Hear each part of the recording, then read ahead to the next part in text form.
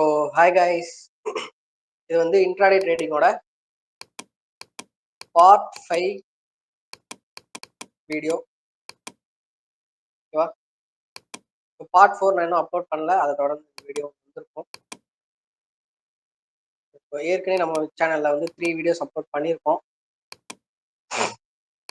So இதெல்லாம் மறக்காம check பண்ணி பாருங்க. நியூ வியூவர்ஸ் யாரும் இருந்தீங்க அப்படின்னா நம்மளோட எல்லா வீடியோஸும் செக் பண்ணி பாருங்க. ட்ரேடிங் வியூ டுட்டோரியல் வீடியோஸும் இருக்கு. ஸோ எல்லா வீடியோஸும் செக் பண்ணி பாருங்க, உங்களுக்கு ரொம்பவே ஹெல்ப்ஃபுல்லாக இருக்கும். கண்டென்ட்ஸ் எல்லாம் பிடிச்சிருந்தது அப்படின்னா நம்ம சேனலோட மோட்டிவ் தெரிஞ்சுட்டு சப்ஸ்கிரைபர் ஆகுங்க. ப்ரீவியஸ் வீடியோவில் நம்ம ஸ்டாக் மார்க்கெட்டில் இன்ட்ராடே ட்ரேடிங்கில் ப்ரோஸ் அண்ட் கான்ஸ் பார்த்துருந்தோம். இந்த வீடியோவில் நம்ம என்ன பார்க்க போகிறோம் அப்படின்னா, என்னென்ன மிஸ்டேக்ஸ்லாம் நம்ம வந்து அவாய்ட் பண்ணணும் இன்ட்ராடே ட்ரேடிங்கில் அப்படின்றத பற்றி தான் இந்த வீடியோ இருக்குது. ஸோ நம்ம வந்து ஸ்டார்ட் பண்ணிடலாம். ஸ்டார்ட் பண்ணுறதுக்கு முன்னாடி டிஸ்க்ளைமர், நம்ம சேனலில் போடுற எல்லாமே ஒரு எஜுகேஷனல் பர்பஸ்க்காக மட்டும்தான். இதை யாரும் ஒரு ட்ரேடிங்லனா இன்வெஸ்ட்மெண்ட் அட்வைஸாக எடுத்துட்டு லாஸ் பண்ண வேணாம். உங்களோட ஓன் நாலேஜ் அண்ட் ரிஸ்கில் எதனாலும் பண்ணுங்க.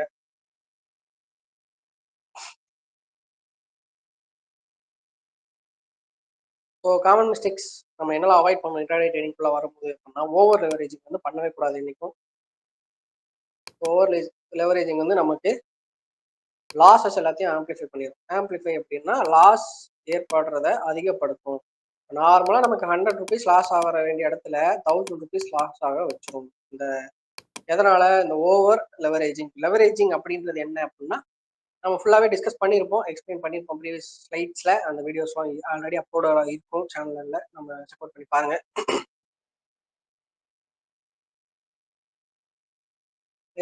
ஸோ நம்ம வந்து எக்ஸசிவாக ஓவர் லெவரேஜிங் பண்ணக்கூடாது. அதாவது பாரோ பண்ணக்கூடாது. ப்ரோக்கரேஜ் காசு கொடுக்குறாங்க அப்படின்றதுக்காக நம்மளும் அளவுக்கு அதிகமாக அவங்ககிட்ட இருந்து ஃபண்டை பாரோ பண்ணி ட்ரேட் பண்ணக்கூடாது. அது வந்து நம்மளோட ரிஸ்க் லெவலை அதிகப்படுத்திடும். அப்புறம் ஸ்டாப் லாஸ் வந்து வெரி வெரி இம்பார்ட்டன்ட்டு. அந்த ஸ்டாப் லாஸ் இல்லாமல் நம்ம என்றைக்குமே ஒரு ட்ரேடுக்குள்ளே என்ட்ரி ஆகவே கூடாது. நம்ம வந்து 110 ரூபா டார்கெட் வச்சோம்னா, இதுக்கு ஸ்டாப் லாஸ் என்னன்னு கேட்டோன்னா நமக்கு சொல்ல தெரியணும். அதாவது ஒரு 95 ரூபா அப்படின்ற மாதிரி நீங்கள் ஸ்டாப் லாஸ் செட் பண்ணிங்கன்னா, 110 டார்கெட் வச்சு நான் என்ட்ரி எடுக்க போகிறேன் அப்படின்னு நினைக்கிறவங்களுக்கு ஃபர்ஸ்ட் 95 ருபீஸ் ஸ்டாப் லாஸ் அப்படின்றதான் ஃபர்ஸ்ட் ப்ரையாரிட்டியாக இருக்கணும். இந்த 110 அப்படின்றத டார்கெட் வந்து செகண்ட் ப்ரையாரிட்டியாக தான் இருக்கும். ஓகேவா? நான் இப்போ வந்து ஒரு என்ட்ரி எடுக்க போகிறேன் அப்படின்னா அதோட ஸ்டாப் லாஸ் என்ன அப்படின்றத முடிவு பண்ணிட்டு தான் டார்கெட் ப்ரைஸே டிசைட் பண்ணணும். ஓகேவா? இல்லைன்னா நமக்கு அன்கண்ட்ரோல்டு லாஸஸ் வரும். சடன் வாலட்டிலிட்டி, இப்போ எதுவும் பேட் நியூஸ் எதுவும் வந்துச்சு அப்படின்னா டக்குன்னு வந்து நமக்கு என்ன ஆயிரும், ப்ரைஸ் வந்து கீழே போயிடும். நம்ம என்ன பண்ணுவோம், சரி மேலே வந்துடும் வச்சுட்டே இருப்போம். அடுத்த கேண்டில் பெரிய கேண்டில் கீழே வந்துடும். அடுத்த நியூஸ் கேத்தாப்புல ஒரு பயங்கரமான லாஸ் ஆகிரும். ஓகேவா? ஸோ இந்த மாதிரி ஸ்டாப் லாஸே இல்லை அப்படின்னா நம்மளோட 100 ருபீஸ் லாஸ் வந்து 200, 300, 400 அப்படின்ட்டு நம்மளோட பேனிக்னால போய்கிட்டே இருக்கும். So stop loss is very must. Next, chasing news.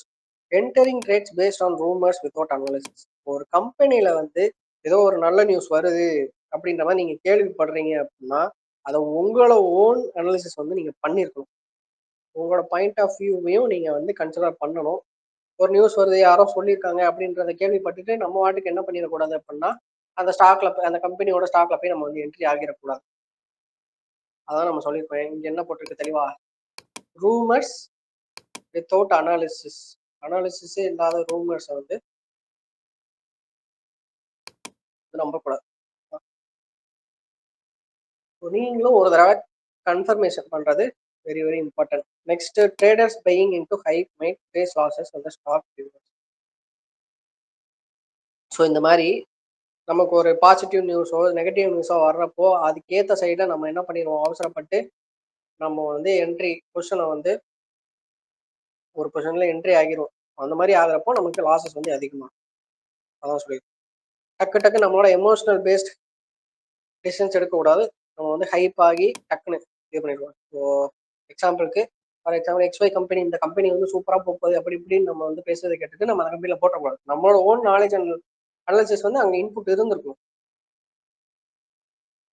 So இங்கே என்ன போட்டு தமிழில் போட்டிருக்கோம், திடீரென விலைமாற்றத்தில் சொந்த பணத்தை இழந்து. ஸோ அதாவது ஏற்கனவே ஒரு சில ட்ரேடர்ஸ் வந்து இந்த மாதிரி அவங்க சொந்த பணத்தை வந்து இழந்திருக்காங்க அப்படின்ற மாதிரி போட்டிருக்கோம். ஓகேவா? திடீர்னு விலை வந்து கூறுது, திடீர்னு விலை வந்து கம்மியாகுது அப்படின்றது ஏன் என்னன்னே தெரியாம போய் காசு போடக்கூடாது. திடீர்னு விலை வந்து 100ல இருந்து 200 போச்சுன்னா ஏன்றதுக்கான ரீசன் தெரிஞ்சுட்டு அது ப்ராப்பரான ரீசனா இருந்துச்சு அப்படின்னா மட்டும் நம்ம வந்து அந்த ட்ரேட்ல என்ட்ரி ஆகலாம். ஓகேவா?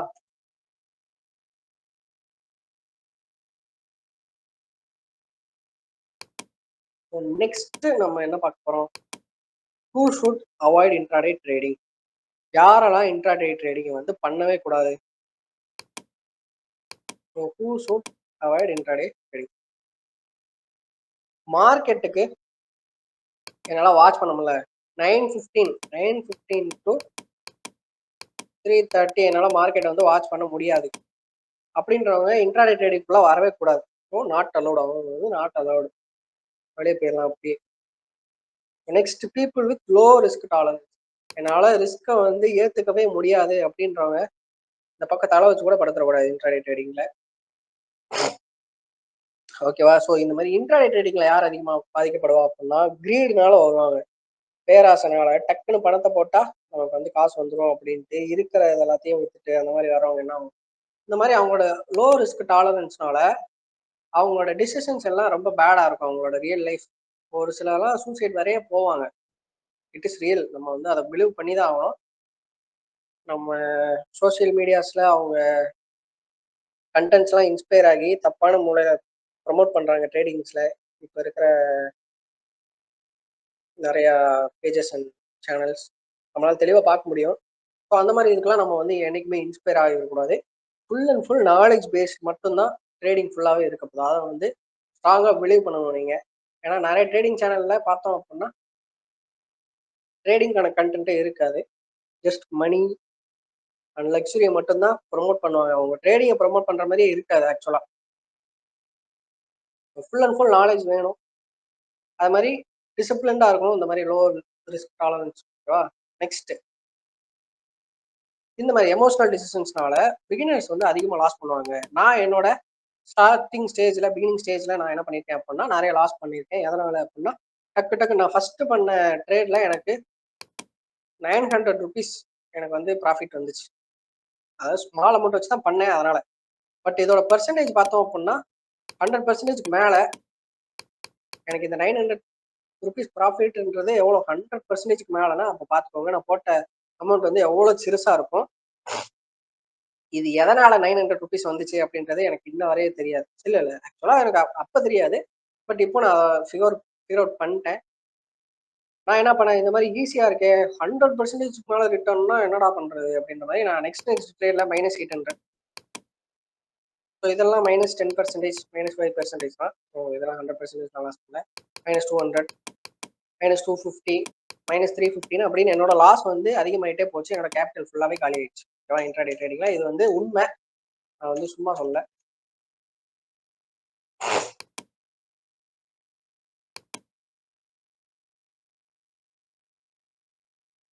ஸோ நான் பிகினராக இருக்கிறப்ப கேபிட்டலை வந்து லூஸ் பண்ணியிருக்கேன் ஃபுல்லாக. எதனால? எமோஷனல் டிசிஷன்ஸ்னால.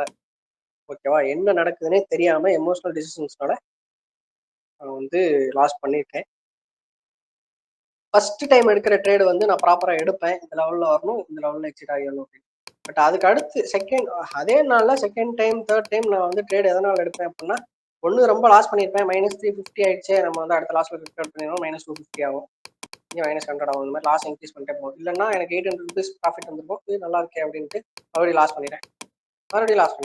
அந்த மாதிரி நடக்கும்.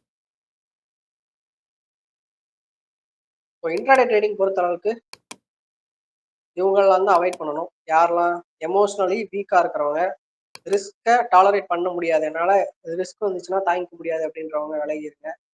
என்னால் மார்க்கெட்டுக்கு டைம் டெடிகேட் பண்ண முடியாது, ஸ்பெண்ட் பண்ண முடியாது மார்க்கெட்டில் அப்படின்னா இந்த பக்கம் வரவே கூடாது. நியூ ட்ரேடர்ஸ் எல்லாமே பார்த்து ரிஸ்க் என்று தெரிஞ்சுட்டு ட்ரேட் பண்ணுங்க. நெக்ஸ்ட் வீடியோவில் இந்த டுட்டோரியல் வீடியோவை கண்டினியூ பண்ணுவோம். இந்த வீடியோ பிடிச்சிருக்கும்னு நினைக்கிறேன். இந்த மாதிரி கண்டென்ட் வேணும் அப்படின்னா வேற டாபிக் எதுவும் தெரிஞ்சுக்கணும் அப்படின்னா அந்த டாபிக்ஸ் எல்லாத்தையும் கீழே கமெண்ட் செக்ஷன்ல மென்ஷன் பண்ணுங்க. நான் அதெல்லாத்தையும் கவர் பண்றேன் நெக்ஸ்ட் வீடியோவில். நெக்ஸ்ட் ஸ்லைட்ல பார்ப்போம் guys. That's it from my side for this video. Bye.